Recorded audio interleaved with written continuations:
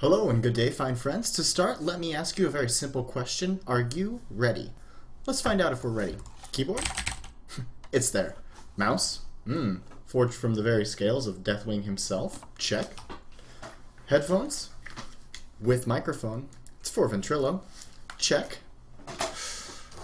Super awesome healthy vitamin water? Double check. Let's see. Frostmore? Frostmourne. Yeah, okay, check. Great! So today we're going to be covering a simple but a very important topic, gearing strategy.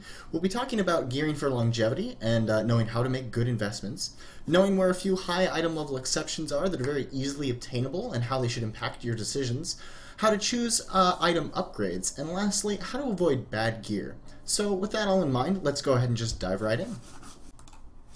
The way we're going to approach this discussion is by using a scenario that should be relatable to pretty much everyone, even if that time frame has already passed. And the reason we're going to do that is just to make it relatable. So even if it's not necessarily applicable, maybe it's applicable now to some alts, or maybe you're just not clearing all full normal modes yet, different things like that. But even if none of those are the case, we can still take these principles, a few easy steps in gearing strategies, and apply them towards future content patches, and you'll have a better understanding of it. Okay, here we are. Scrubby Sony has just hit 90 and spammed heroics like there was no tomorrow. She's just joined a raiding guild, and she really wants to make sure she's ready. So the question is, first, is she? And as she progresses, how should she be spending limited resources like Valor points to really get the biggest bang for her buck? So, for the sake of simplicity, again, we're going to imagine we're a little earlier in Mists of Pandaria. We haven't been doing a lot of LFR just yet. We haven't been full clearing all of our normal modes. And the reason for this is we want to use some of those examples just for some compare and contrast on making decisions in an interesting scope. Great. So, step one to a good gearing strategy is knowing about upgrades that might cost you a grind, but they're not actually limited by anything like Valor points. Valor points you can only get 1,000 per week of, so those we really want to make the best decisions with. The rest, everything that doesn't cost Valor points, is a great bonus. So, at the launch of MOP, there were a few different examples of these. So, we could kill Shaw of Anger once, we could get some quest boots. If we got Exalted with Calaxy, we would actually get a ring here called Seal of the Wind Reaver. Again, this is just a rogue example. It's a 489 epic ring, not too shabby. If we got Exalted with Golden Lotus, we would get Delicate Necklace of the Golden Lotus, another 489, awesome. So far, that's not too bad. If we had a little gold to spare, we could always get some crafted gear. That was pretty cheap without going overboard on super expensive BOEs, world drops. Same thing with gloves. Although, maybe we got lucky, Shaw of Anger, wanted to be nice to us, and he gave us some set gloves instead. The last one that I really want to stress, and that's because, on my server especially, is the Dark Moon trinkets, and how people seem fairly adverse to spending a lot of money on these trinkets, when in reality, they're just hands down one of the best investments you can ever make. Or at least at the launch of MOP, that was especially the case. And the reason I say this is that the Dark Moon trinkets are amazing. Especially if you look at this optimizer here, it's telling me that the only things better than the Dark Moon trinkets is a Heroic Mode trinket, a Normal Mode trinket, and another Heroic Mode trinket. So, in reality, I'm going to be using this in combination with anything until I get 2 Heroic Mode trinkets. So, those are going to last a long time. And the reason these are so imbalanced is because they give you, for pretty much every class, with, some rare exceptions, they give you your main stat, and then they proc your main stat, and they're really the only trinkets that do that. So we've gone ahead and we've selected all this, we've taken a look, and if I go ahead and just say that I want to re-optimize my character, you'll see we're actually doing a good 3,000 to 4,000 DPS more, and all we've done is played WoW. We have not had to make any decisions. We just got things that could be offered to us for a bit of a grind. So from here, we're going to be making decisions on one key principle, and that principle is longevity. It happens to everyone. You spend some Valor points, a day later you get something else from raid, and you feel regret. And the easy way to minimize that is on 2 folds. First, we're only going to spend on items that cannot be upgraded within our current progression scope. And second, If we don't have a case 1, we're just going to delay our spending. There's no need to rush. This has become especially important since Blizzard introduced the idea of upgrading items themselves via Valor points, but we're going to look at that. In quite a bit more detail just a little later. Okay, so here we are. Let's go ahead and start assuming, we've been raiding 2 to 3 weeks. We are now full clearing Mogushun vaults. So all of those upgrades are possible for us. They could drop at any given time. But we've stored up like 2,000 to 3,000 Valor points, and we're really thinking it's time to start spending. A lot of players will start this discussion and say, well, what is my biggest upgrade right now? And that can really cause you some issues, because even if it's your biggest upgrade right now, because say you're using a blue or something and you just really want to get rid of it, if something can drop for you that's better, there is the possibility that you will get very, very, very limited usage out of those Valor points, because that other upgrade could drop. Let's take a couple examples of this. Maybe I think my belt's pretty bad, so I look and I'm like, oh, this is a decent upgrade for some Valor points to get this 489 Crit Mastery belt. Well, not that great of a decision. Crit Mastery, not the best of stats for combat rogues. Turns out even just the Raid Finder version of the belt that drops in MSV is better for us. And sure enough, if we look, the normal mode belt just blows it away. So we actually don't really want to buy our belt. Again, we look here and we think, well, we're wearing blue pants, so maybe we want to consider an upgrade. And we see, in fact, if I scroll here to compare them, it's almost 1,000 DPS upgrade to get these Valor leggings. It seems pretty good. But, once again, from normal mode, first boss, not that hard to kill, even better upgrade. We do not want to waste 2.25k Valor points for something that we might replace the next day. So, okay, we're feeling a little frustrated, but we keep looking around.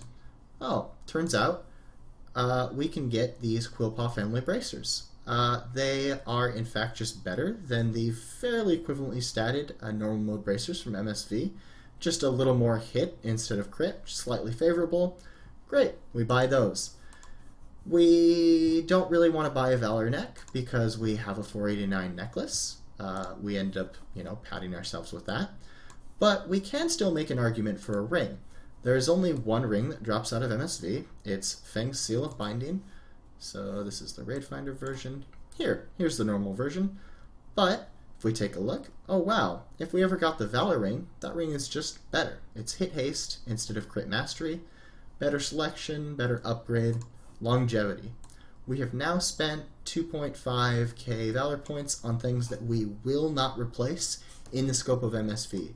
So as long as MSV is the only raid out, or we're not clearing anything in other normal modes, we will always be using these items.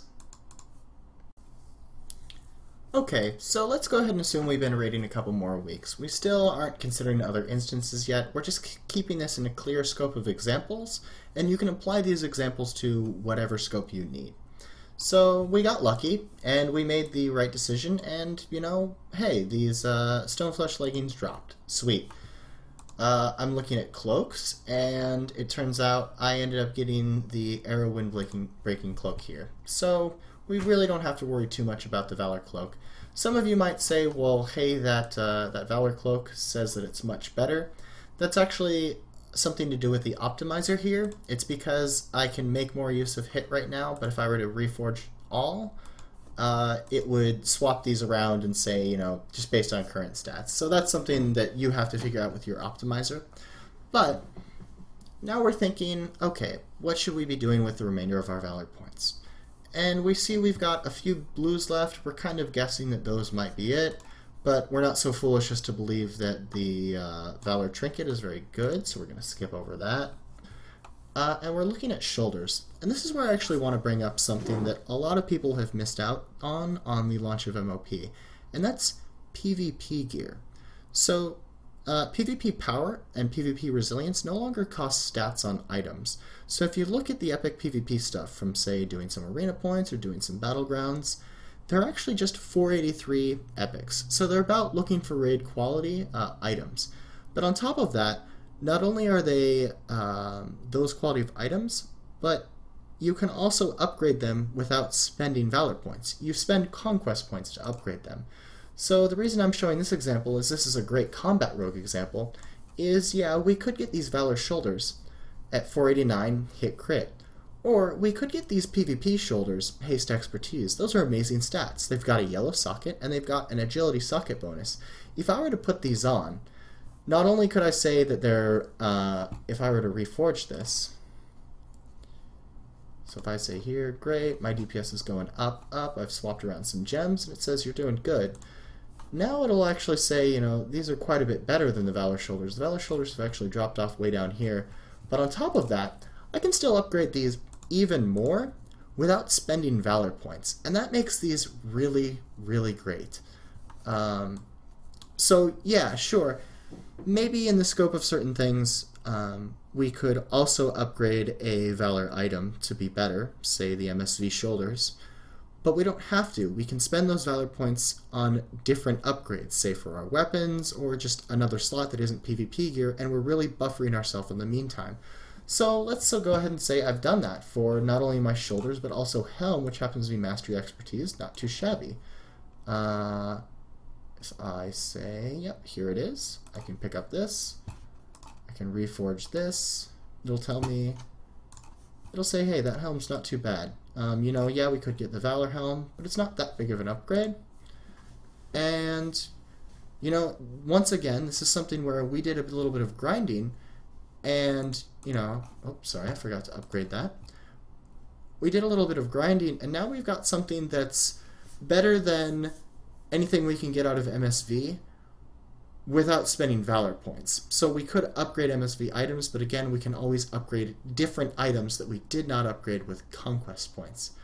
So here we are, and in this example, again, we've just played a lot of World of Warcraft. We've gotten like 2 drops, and yet still somehow we're doing 10,000 DPS more than we were doing at the start of this. We're doing pretty good. We're going to take a quick moment now for just a brief review. So what have been our steps so far in our gearing strategy? First thing, stay knowledgeable on updates and know where free items come from. And by free, I mean items that may cost a grind, they may even cost gold, but they are not luck dependent, nor do they cost Valor points. And that's the big thing, because Valor points are really that true limited resource that we want to get our biggest, you know, our biggest improvements from. Second, focus on longevity. And again, longevity goes hand in hand with scope. If you're considering buying a Valor item, only buy that item if it's the best item in your current scope, or maybe your near current scope, say a boss or 2 in front of where you are in progression. If not, then don't buy it unless you're going to cap it like 3,000 Valor points. Third, consider PvP items as a stopgap. You know, again, a 483 PvP item might not be better than a 489 PvE item, although in some cases they are, depending on your class and stats. But a 491 upgraded PvP item just might be, and you can get that only using Conquest points, and you can save your Valor points to upgrade a different slot entirely, and the result of that is just a higher accumulative effect. So all of this has been rolling into the idea of getting the biggest bang for our buck for our Valor points. And as I hinted at earlier in the video, the primary reason for that is because of this new concept of Valor point item upgrades, which is where a lot of these similar concepts will come into play and might be a little more relevant to a lot of people right now. So let's go ahead and talk about that next. So what is exactly that we need to know about how Valor upgrades function? There's a lot of subtleties in this, and some of us might not ever affect us, but a lot of them will. So first off, and probably the most important thing, is item slot weights. This is something important to consider when you have multiple items that you're considering upgrading. Notice that when you're buying Valor items or buying PvP items or, you know, any kind of set that has a cost of some sort to it, that, you know, some slots just cost more than others, and this is because they have a higher impact on your stats. Likewise, when upgrading these items, so too will you get more stats from upgrading a stronger item than a weaker item. For most classes, main hand weapon is by far and away the strongest item of choice to upgrade. After that, chest, helm, and legs will receive the most stats, followed by other items. In rare cases, offhands are up there as well. Let me go ahead and prove this to you. So I'm going to take 2 items of equal item level, this 496 necklace. I put this necklace in, I'm going to get 25 more agility, and then I'm going to get 14 plus 19, 33 secondary stats. Okay? Not too bad.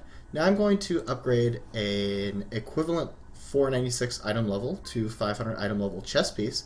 You'll see I actually get 40 agility over 25, and I get 52 secondary stats over that simple 33 stats. So if I had decided that at some point in time I wanted to upgrade both of these items, I would most certainly want to upgrade the chest piece first. The second thing we're going to consider is what types of stats we're upgrading. So let's say as a combat rogue, I've decided that I want to be hit and expertise capped. Those remain fairly important. Then haste is my best, then mastery and trailing crit. Then if I have 2 slots of equal weight, then I really want to upgrade the one with more preferred stats first. So once again, we'll go ahead and take a look at this chest piece. We're going to get 40 agility when we upgrade it, 20 hit, 20 crit, a pretty bad stat, and 12 haste. Or, alternatively, let's say I had these 496 leggings that I was considering upgrading. I take a look, I get 43 agility, I get more agility out of this, I get 22 hit and 33 haste. So not only am I getting more stats because of the way this item is distributed, but I'm also getting my more important stats. So if I were trying to make a decision between these two items, I'd clearly choose the leggings. The last thing we're going to mention about this is how adding item levels to an item isn't always necessarily static in the amount of stats gained. And we can prove this by taking, say, a looking for a raid version of an item and a normal version of an item, putting them both in this window, and taking a look at the stats gained, and the normal version will gain more stats. And the reason for this is as item levels go up, so too do the amount of stats gained. We can think about this fairly intuitively. Back in the day in vanilla, if we took, say, a level 60 item level item and we upgraded it to, level 70, we might gain like 2 or 3 agility. Whereas now, if we were to do that same thing and we add, even say 4 item levels onto this chest piece, I'm suddenly getting, 37 agility and 50 secondary stats. Now, of course, the example I gave is completely nonsensical in that you would never upgrade a looking for raid version item over a normal version item anyways, but it certainly can come up in comparing different item level items of slightly different tiers. So we'll get to an example of that soon. Before we get to that example I mentioned, I want to go ahead and step back and mention that while yes, we have certainly talked about how to make split decisions when you are considering, finalizing upgrades on 2 different items, how at the very key core of this, our main principle, remember, is always looking for longevity. So I'm just going to give you a couple examples from my own character on how I've made these decisions. So I have the tier helmet. It was originally a 496. It's one of those key slots, and it has some preferred stats. It's not expertise haste, but it's expertise mastery, so it's pretty close. And so because of that, I take a look at this. There's no better helmet until Heroic Shaw of Fear. The MSV helmet is actually not an upgrade, and so I went ahead and upgraded this. Longevity, and it was preferred slot. This one was a pretty easy decision. Something else, however, is, say, a ring that I got off the black market auction house. This does not have preferred stats, and it's not even one of the good slots. However, I find it extremely unlikely that I will be replacing this ring regardless until the next tier of content comes out, because it's unlikely that I'll probably see the elite version of this ring until, sometime down the road. Again, longevity, upgrade this item. Whereas I was talking about before, main hands, especially for melee classes, are, exceptionally important to be upgraded, and yet there are in fact 2 different places I can get upgrades from this fist weapon right now. While I haven't seen either of them yet, it's really not worth throwing the Valor points at this item to upgrade it when I could see those others at any time. So here we are now, and we're finally pulling into our final section. We mentioned some of the different quirks of how Valor upgrades work, but we still wanted to stress that a lot of the time, we want to avoid wasting Valor points unnecessarily, and the reason for that is because we'll rarely ever run out of items to upgrade, so longevity is still the best strategy to shoot for. I've gone ahead and loaded my real gear from the armory so that I can show you the example I mentioned before, where we might have potential conflict between 2 choices, and then we can use what we were considering before, preferred stats, higher item levels, etc., to compare them, and then fall into a segue of just how to recognize bad gear in general and why we should avoid it. So the example I'm actually talking about here is this heroic mode belt, the Stalker's Court of Eternal Autumn. Turns out this belt is very poorly statted for combat rogues. I happen to be using it because my only alternative would be normal mode, which at that point item level just wins out. But this belt, let's take a look at it. Hit as one of our secondary stats, it's alright. Crit, however, is our worst stat by far, and it's also the highest budgeted stat on this belt. On top of that, while the MSV belt has 2 sockets, this only has 1 socket, and sockets are actually fairly cheap on budget. On top of that, our socket bonus is 60 critical strike rating, which we could be doing agility or haste or expertise. Any other socket bonus would be more beneficial to us. So I'm going to go ahead and just let my optimizer talk about this for me. So I'll upgrade it twice, and I'll say go ahead and reforge me. Regem me, make sure we don't want to change anything else. And it'll say that with my current gear setup, if I decided, this was my end-all be-all gear for this current scope, which it's not, but we can overlook that fact, then this belt would put me at 92,532.6 DPS. Awesome. Whereas if we were then to go and take a look at the heroic Mogushan Valt's belt, and we were to upgrade that twice, and we were to say optimize my gems, reforge me, and I'll press this around a couple times so that it can make some decisions on changing things, that in reality we're going to get more DPS out of upgrading this 502 belt to a 510 belt than we would a very poorly statted 509 to a 517. And so this is one example where the stats happen to win out just because the difference in these items is really, really favored towards combat rogues for this one. That may not always be the case. It might be cases where, in fact, you'd want to upgrade the higher item level item for the reasons we mentioned before, but this was one example. So now we're finally ready to wrap up. Let's do one more recap and we'll pull it all together. First, again, we always want to try to keep up to date and knowledgeable about where free items can come from that we might not expect. Where free is something that isn't luck dependent and it's not going to cost us Valor points, as Valor points are really a strong balancing factor. This can include PvP gear, which as we've seen, the current tier of PvP gear is equal item level to looking for raid, and in some cases we can make it even better by upgrading it with our conquest points and saving our Valor points for better items. Next, we focused on the idea of analyzing our current rating scope and how to use that scope to maximize our Valor point longevity, because until the end of a tier or at the end of an expansion, it's extremely unlikely that we'll ever run out of items to use Valor points on, and therefore we want to focus on getting the longest use out of them, and then use biggest upgrade as tiebreakers, because we really never want to waste them. From there, we went ahead and discussed tiebreakers in some detail on the topic of Valor item upgrades, and then we wrapped back to the same principle before on longevity. And then last here, I gave a brief mention on recognizing bad items in an example of Valor item upgrades, and not just blindly following item level, which a lot of people tend to do. So just on that note, I'm going to show a couple quick other examples. There was, for start, at the beginning of Mists of Pandaria, there were 3 heroic trinkets, 463 from 5-mans, and a holiday came out that allowed you to get Corrin's Cold Chromium Coaster, which its primary strat is Critical Strike, and it only procs on Critical Strike, which we're already not stacking, and it's actually just worse than all the blue trinkets. And there were a lot of rogues running around using this over blue trinkets, and they really shouldn't have been. Again, I gave this heroic belt example, but this exact same principle holds for the MSV belt when comparing it to the Terrace of Ender Springs belt, even though the MSV belt is a lower item level. And once again, we'll go ahead and go back to trinkets. There's a new 496 Valor trinket out, and for combat rogues, it's actually just worse than the 486 Valor trinket, and that's because even though it has more agility on it, it's a use for crit, and again, crit just really isn't very strong.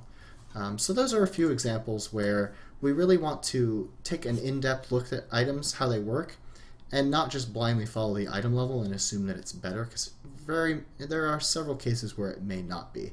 And an optimizer will always be able to tell us that as long as we have a good optimizer. So at the end of the day, thanks for watching. obviously there will be, quirks to certain things I've said. If there's really something you're using that you absolutely have to replace, those kinds of decisions, you really want to get a push on a boss that you've been stuck on for a while. Those are the kinds of calls that you need to make. But in general, longevity tends to win out, and I've explained a lot of the reasons why that's the case, and this is just something that I follow, and that I've given a demonstration on and kind of argued for. I was using an optimizer in this video. This one is actually one only for rogues. It's at the website shadowcraft.mmo-mumble.com. You're welcome to go ahead and check that out if you happen to be a rogue. And I know that using an optimizer is how I make a lot of my arguments, and that's why, in order for other people to be able to follow along, I'm actually going to also do a video on using an optimizer, askmrrobot.com. It's a little more generic, and there's a few different quirks to it, but I'll try and make it a very easy process for you to follow along. If you have any other questions, again, as always, please leave them in the comments. If you think anything is just an odd misinformation, feel free to let me know. I can always correct it. Nobody's perfect, certainly not me either. So with that in mind, I'll see you next time.